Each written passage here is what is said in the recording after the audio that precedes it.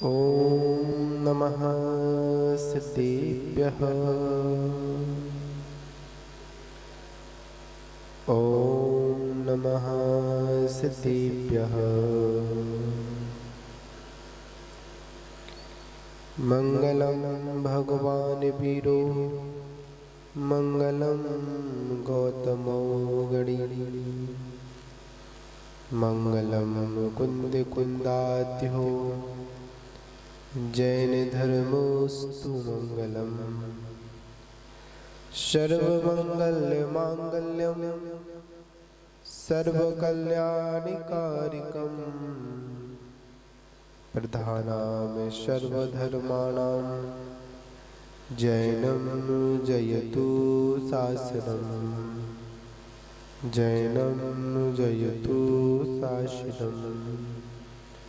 बोलिए आदिनाथ भगवान की जय। महावीर भगवान की जय हो। परम पूज्य तपस्वी सम्राट हो आचार्य गुरुदेव 108 सन्मति सागर जी गुरु महाराज की जय हो। परम पूज्य परंपराचार्य श्री 108 सौभाग्य सागर जी गुरु महाराज की जय हो। जिनवाणी माता की जय हो। और एक बार पूज्य गुरुदेव का जय घोष करेंगे पूरी शक्ति के साथ। बोलिए परम पूज्य श्री सुरत सागर जी महाराज की, समस्त मुनि संघ की। मान बाबू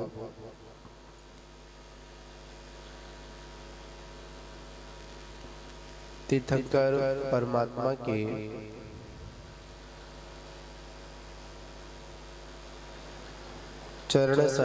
चरण सानिध्य में आने से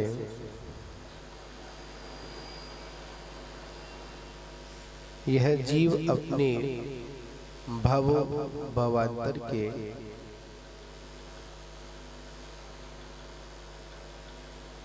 उन कर्मों को क्षय कर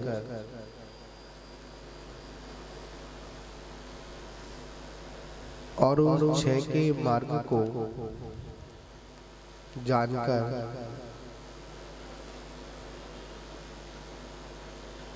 अपना आत्म कल्याण करता है।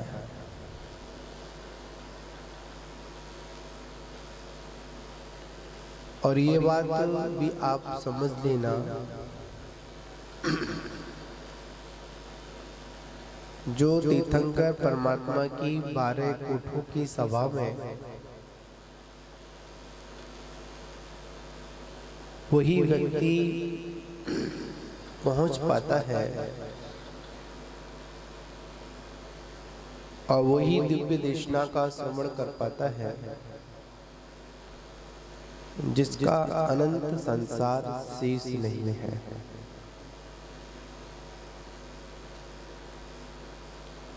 और जिसका अनंत संसार है वह उस रूप पुरुषार्थ भी नहीं कर पाता है।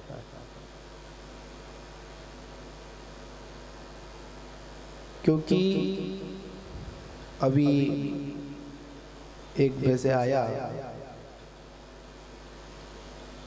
अभी तक हमने सुना था और सुनते थे, जैसी मति वैसी गति। उसमें से एक बात और निकल कर आई, जैसी गति वैसी मति। कभी कभी कुछ ऐसे विषय होते हैं जिन विषयों पर हम चर्चा करने बैठते हैं तो उन विषयों को हम अगर एकांत से लें तो वो कहीं ना कहीं वो द्वादशांग बाधित हो जाती है, सर्वज्ञ की देशना में कहीं ना कहीं दोष लग जाता है। क्योंकि आचार्य कहते हैं जब भी किसी विषय को समझना है तो अपेक्षाओं को लगाना पड़ेगा, नेव को लगाना पड़ेगा। कभी कभी मति के अनुसार गति होती है, और जिसकी जब जिस गति जिस आयु का बंध हो जाता तो उसके अनुसार उसकी मति भी वैसी हो जाती है। जब तक आयु का बंध नहीं है तब तक मति के अनुसार गति, और जब आयु का बंध हो जाता है तो कितनी भी हम अपनी मति को सुधारने का प्रयास करें, पर वो गति मति कैसी होती है, हमारी उसी ओर हमको क्या करती है, खींचती है। परमात्मा के सानिध्य में बैठने से, अभी सुन रहे थे आप लोग, किसी जब प्रभावशाली व्यक्ति के सानिध्य में बैठते हैं तो उसका जो आभा मंडल है, जो शरीर से निकलने वाली जो किरणें हैं, वह अपनी ओर क्या करती है, आकर्षित करती है, खींचती है। ये सब किसका प्रभाव है? ये सब आभा मंडल का प्रभाव है। और हमारा वो आभा मंडल आकर्षित कैसे करे, उसका सिर्फ एक ही उपाय है कि आप अपने जीवन को संयमित करें। कैसे करें? संयमित करें। जिसके जीवन में संयम होता है, जिसके जीवन में धैर्य होता है, वो निश्चित क्या करता है, प्रभाव जमाता है। एक बहुत सुंदर एक कोटेशन पढ़ने में आया, जो बुद्धिमान लोग होते हैं वह हमेशा चुप रहते हैं, जो समझदार व्यक्ति होते हैं वह समझाने का प्रयास करते हैं, और जो मूर्ख होते हैं वह सिर्फ बहस करते हैं। क्या करते हैं? बहस करते हैं। यहाँ पर आचार्य कहते हैं, जितना यह जीव ज्ञान के क्षेत्र में बढ़ता जाता है,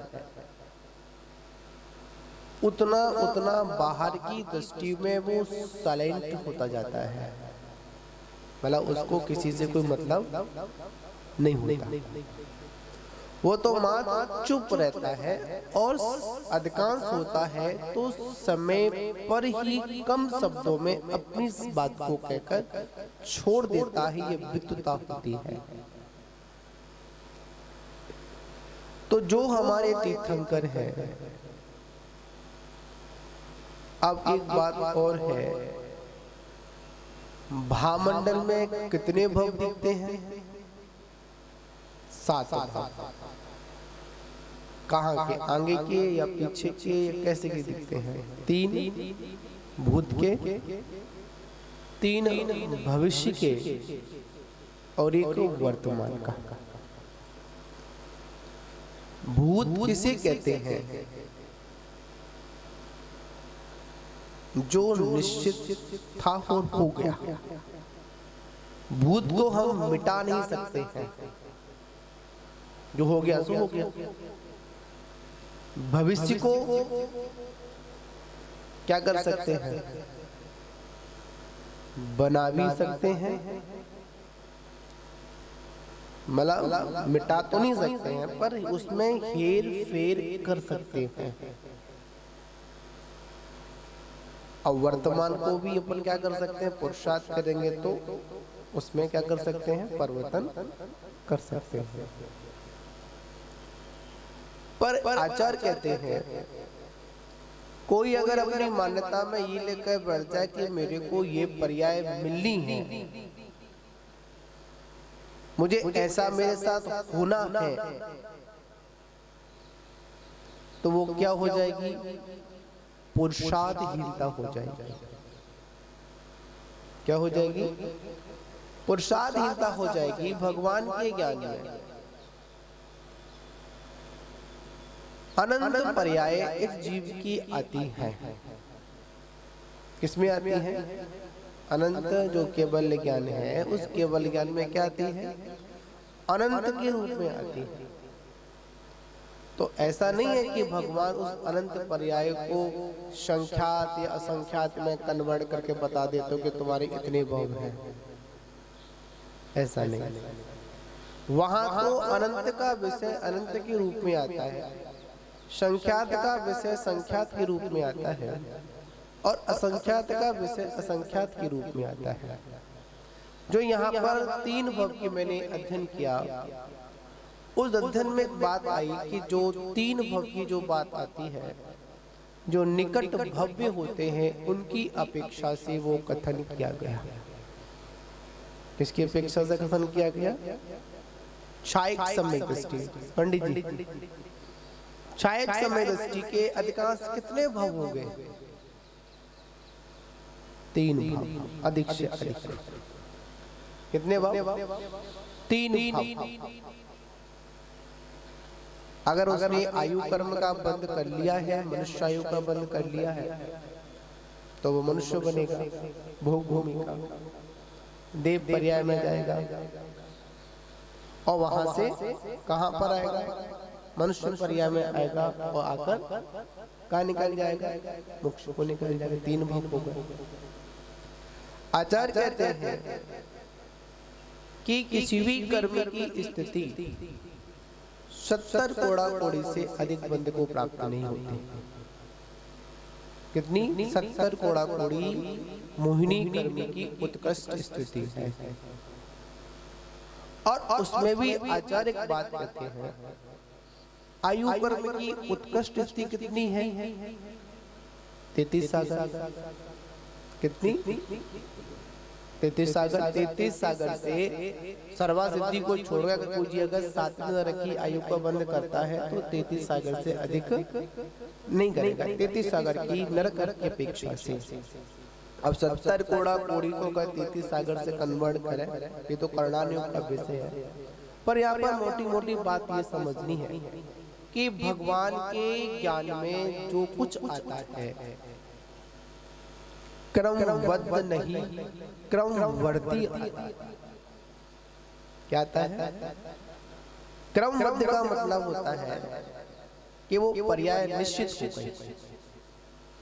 आला पद्धति सूत्र नंबर 92। कौन सा? आला पद्धति सूत्र नंबर 92 का है क्रमवर्तनी पर्याय।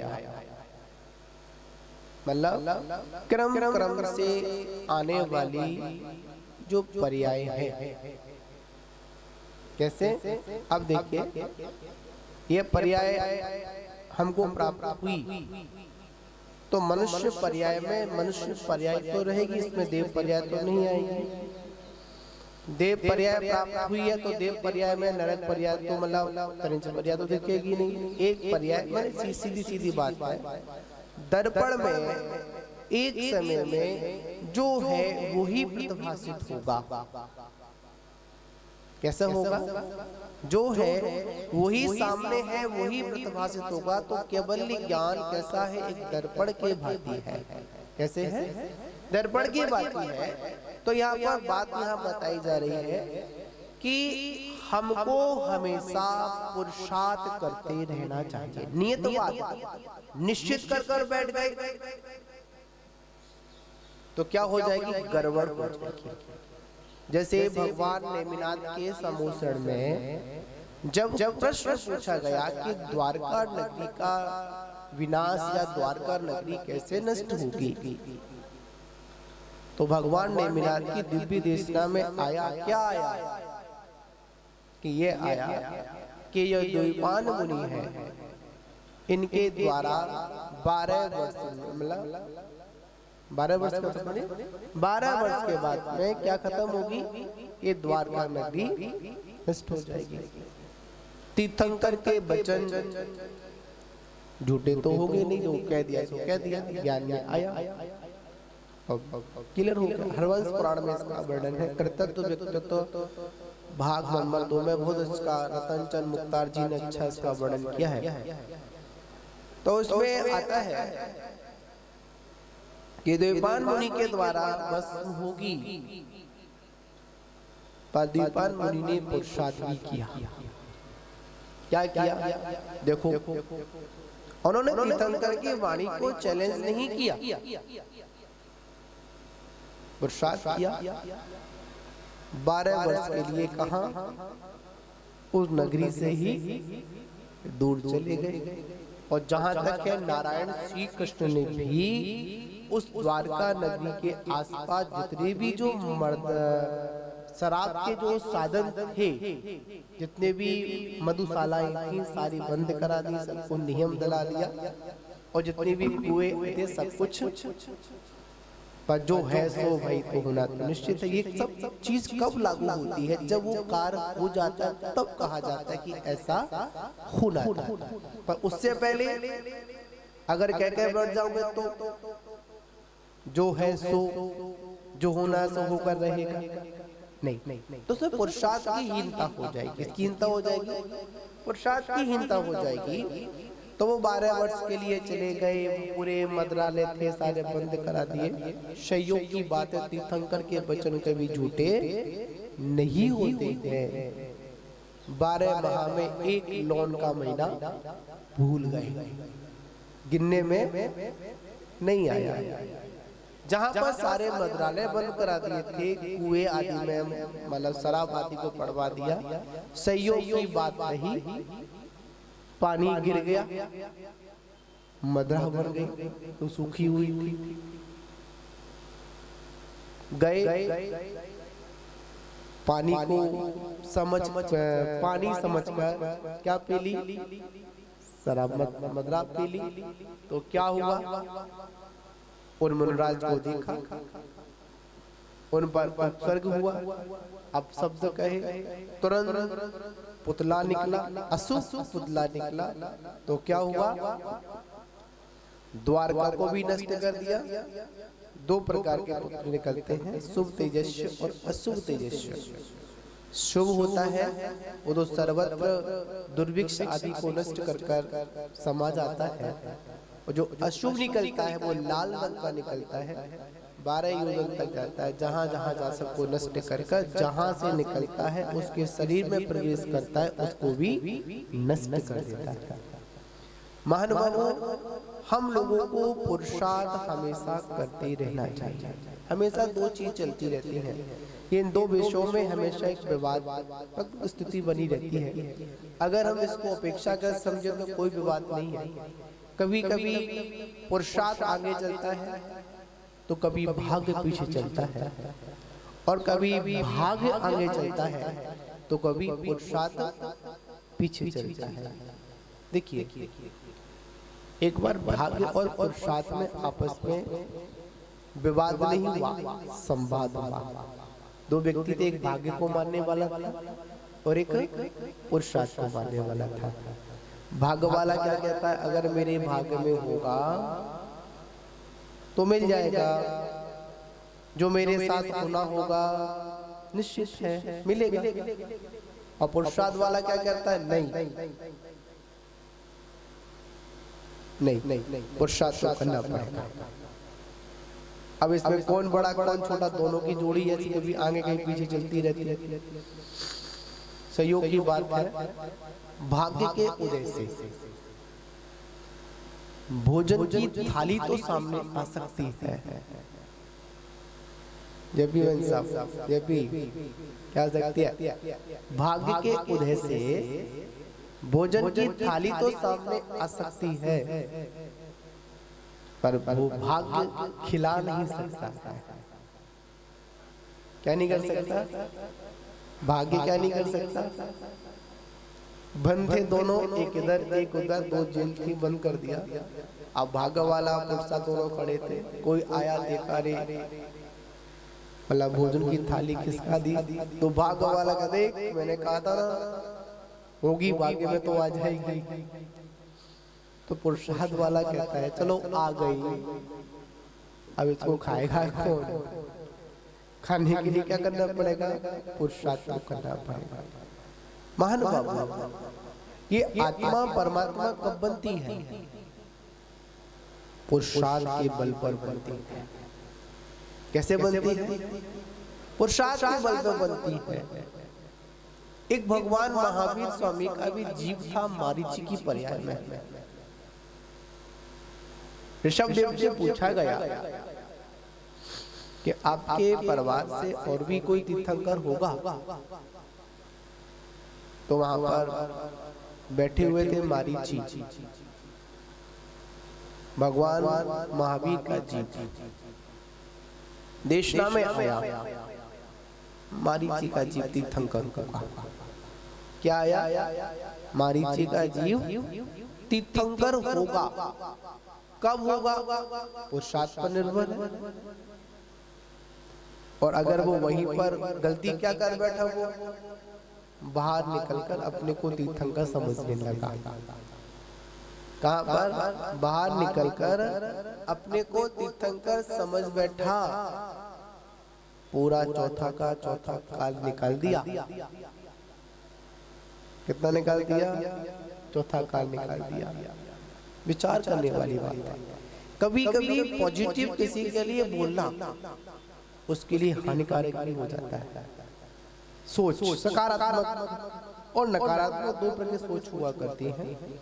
मैं अगर आप लोगों से ज्ञानी कहूँ, ज्ञानी तो आप अपने को क्या समझेंगे? अरे मैं तो ज्ञानी बन गया। मैंने तो आपकी भावी पर्यायों को देखकर आपको संबोधन किया, आपकी द्रव्य दृष्टि को देखकर मैंने कहा ज्ञानी, भगवान, आत्मा, आपको संबोधन किया। पर आप क्या कर बैठे? उसी पर्याय में अपने को क्या समझ बैठे? भगवान समझ बैठे। ये भी गड़बड़ है। ठीक है, भगवान को सिद्धों में और मेरे में कोई भी अंतर नहीं है। उन्हीं की जाति का हूँ, उन्हीं के परिवार का हूँ, उन्हीं के वंश का हूँ। अंश का नहीं, वंश का हूँ। अंश माने कनेक्टिविटी होती है दूसरे से, वंश माने उसके परिवार का हूँ मैं। उन जैसे गुण मेरे अंदर भी हैं। जब किसी को जागृत अवस्था दिलाई जाती है, जब किसी को जगाया जाता है, तो उसके लिए क्या करना पड़ता है? उसको वैसी भाषा बोलनी पड़ती है उसकी आत्म जागृति पैदा हो। जब भी किसी मुनराज का, किसी भी संत का या किसी भी महान पुरुष का दिव्य देशना होती है, तो आपको कुछ शब्द हैं, उन शब्दों से आपको संबोधित किया जाता है। भव्य आत्मा, महानुभावो, भव्य जीव, ज्ञानी, अनेक शब्दों से आपको संबोधन किया जाता है। संबोधन इसलिए किया जाता है कि आपके अंदर बैठा हुआ जो परमात्मा है वो जागृत हो और उसको जागृत अवस्था प्राप्त नहीं हुई और हम उसको समझ बैठे। देखिए, मैं शब्द का प्रयोग दो जगह होता है। एक होता है कि मैं हूं। क्या होता है? एक मैं हूं। ठीक, मैं सब कुछ हूं। क्या सब जुड़ गया इसमें? मैं हूं, ठीक है। मैं अपने में वन मैन हूं, मतलब मेरी कोई कॉपी है ही नहीं, ठीक है ना? और मैं ही सब कुछ हूं। तो क्या होता है? सारी व्यवस्थाएं बिगड़ जाती हैं, ठीक है ना? तो यहाँ पर बात है भगवान के आभा मंडल की, भगवान के भामंडल की। और एक बात बताऊं, मैंने पुस्तक में पढ़ा था तो उसमें आया था कि आज जो मंदिरों में जो भामंडल लगते हैं, उन भामंडलों में कांच आदि का प्रयोग किया जाता है। नहीं, भामंडलों में कभी कांच आदि का प्रयोग नहीं होता है। क्या नहीं होता? जैसे सूर्य की जो किरणें होती हैं, किरणें निकलने वाली होती है पीत रंग की। सूरज जब भी लालमा को निकालता है तो अनेक क्या होती है? किरणें निकलती है ना, आभा मंडल होता है ना।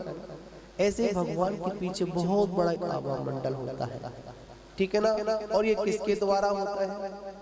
एक तो जो चिन्ह होता है वो तो भामंडल है, वो तो देवों के द्वारा एक अतिशय है, मतलब देवों के द्वारा किए गए विशेष चिन्हों को जो निर्धारित किया जाता है उसे क्या कहते हैं? उसको अपन प्रतिहार, जो भगवान मतलब तीर्थंकर भगवान की पहचान के लिए जो विशेष चिन्हों को जो फिक्स किया जाता है, जो निर्धारित होते हैं, उसे क्या कहते हैं? उसको प्रतिहार कहते हैं। क्या कहते हैं? प्रतिहार कहते हैं। तो एक प्रतिहार मतलब ऐसा आभा मंडल होता है, हम क्या करते हैं? कांच लगा देते हैं। आजकल भामंडल भी बन के आते हैं, उनके बीच में कांच लगे होते। नहीं, ऐसा नहीं। तो भामंडल में कोई पीछे कांच नहीं होना चाहिए, मात्र एक सूर्य की रोशनी की तरह जो किरणें निकलती है वैसा आभा मंडल भगवान के पीछे होना चाहिए। और एक बात और बता दो, गुरु महाराज बताते हैं कि किसी ग्रंथ की बात नहीं है, तो मन की संतुष्टि की बात है। हो सकता है कि कितनी सही हो कितनी गलत मुझे खुद नहीं पता, पर बात समझने वाली है, नीति की बात कि आज भी भगवान के सामने मानते हैं कि तीर्थंकर परमात्मा नहीं है। आज भी जिनेंद्र भगवान के दर्शन करने से हमको 3 भवों का ज्ञान आज भी होता है। कितने भवों का? 3 भवों का। मन की समझाने वाली बात है। जैसे निश्चित हमने पूर्व में ऐसा कोई पुण्य कर्म किया होगा कि आज हम वर्तमान में भगवान की पूजा कर रहे हैं। निश्चित ऐसा कोई पुण्य कर्म किया होगा, अच्छी कार्य किया होगा, तब आज भगवान की पूजा कर रहे हैं। अन्यथा पाप किया होता तो फिरोजाबाद में 4000 घर हैं। कितने मनु? विधान में अनुष्ठान में बैठने वाले कितने? 4 में से कितनी बिंदी हटाऊं? 1 या 2? 2 हटा दूं पंडित जी? 4 ही है, ठीक है ना। निश्चित हम पुण्य आत्मा हैं जो आज इतनी आपाधापी में भी, इतनी व्यस्त जीवन में भी क्या कर रहे हैं? भगवान की पूजा कर रहे हैं, ठीक है ना। जो भगवान की पूजा कर रहा है उसका वर्तमान भी ठीक है। हमारे गुरु महाराज कहते हैं जो जिन भगवान की पूजा करता है वो कभी दुखी नहीं हो सकता।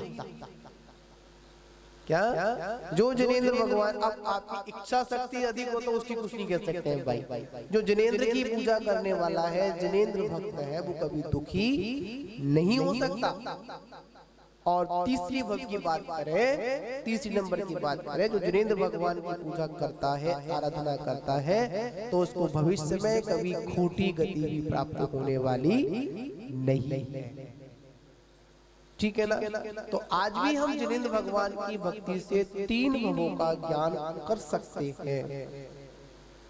और जब साक्षात जब सम्मोषण होता है तो कितने भव? 7 भव का ज्ञान होता है। कितने भव का होता है? 7 भवों का ज्ञान होता है। तो मान बाबू इसमें बहुत बड़ा कर्म सिद्धांत भी जुड़ा हुआ है, द्रव्यानुयोग भी जुड़ा हुआ है, चारों अनुयोग इसमें जुड़े हैं। जब तक हम चारों अनुयोगों से इस भामंडल की कल्पना नहीं करेंगे, जब तक इसकी व्याख्यान को नहीं समझेंगे, जब तक समझ में आने वाला नहीं है। समय निर्धारित होता है, 10 साढ़े 10 बजने को है, ठीक है ना। तो मैं आप लोगों से यही कहना चाहूंगा कि हम कभी भी किसी नियत बात निश्चित ना हो, पुरुषार्थ हमको करते रहना चाहिए। जो होना है वो तो हो गई, निश्चित है। पर ये कब तक? जब तक हम पुरुषार्थ करें और करने के बाद वो कार्य ना हो, फिर तो यही कहते हैं कि जो होना था वो तो होना ही था, ठीक है। फिर भी हमको पुरुषार्थ करते रहना चाहिए। पुरुषार्थ ही हमारे लिए पौरुष का, हमारे लिए मोक्ष मार्ग का साधन है। इसी के साथ विराम। जय बोलो महावीर भगवान की।